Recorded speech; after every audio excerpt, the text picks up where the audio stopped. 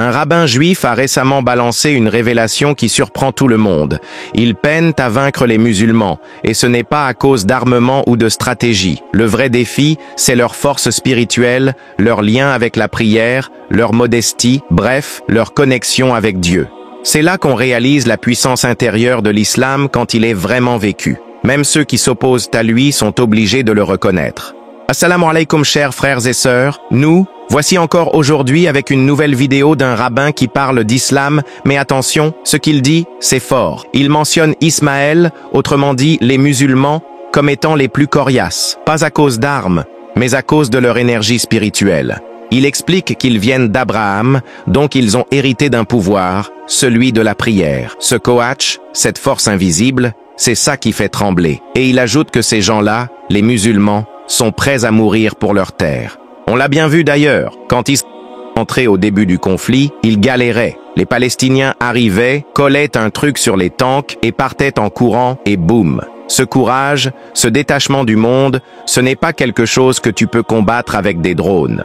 Et là, ce rabbin dit clairement, les musulmans sont invincibles, spirituellement parlant. Même les généraux préviennent Netanyahou qu'on ne peut pas effacer le comme ça. Le problème, c'est qu'ils veulent un ennemi matériel, alors que la vraie force est ailleurs. Ils parlent de morale, de spiritualité, comme clé pour les vaincre. Mais comment? Leur propre armée n'a même plus cette boussole. Et c'est ça le contraste. Une armée qui parle d'éthique alors qu'elle bombarde sans distinction. Regarde les chiffres. En 6 mois, Gaza a perdu plus d'enfants que plusieurs pays réunis en 3 ans. Et le chef de l'ONU lui-même l'a dit, vous voulez voir l'enfer sur Terre? Allez voir les enfants à Gaza. C'est pas une hyperbole, c'est la triste réalité.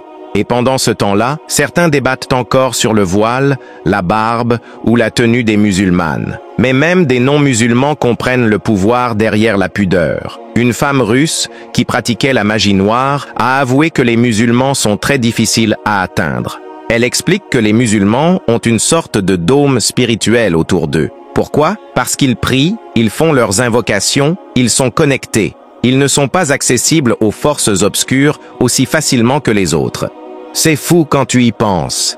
Même des gens d'autres traditions respectent notre discipline spirituelle. Ne te laisse pas embrouiller par les discours libéraux à 2 balles. Notre religion, elle est authentique. Elle est basée sur la vérité, sur l'héritage d'Ibrahim, paix sur lui.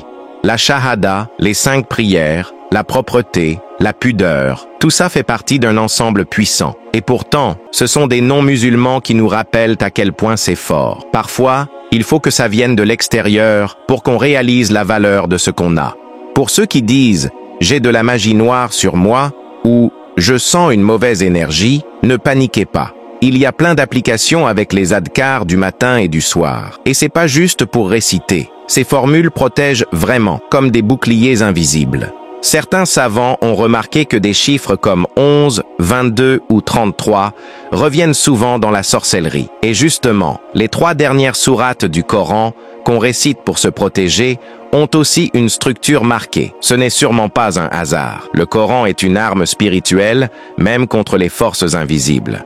Ayatul Kursi aussi, c'est une muraille.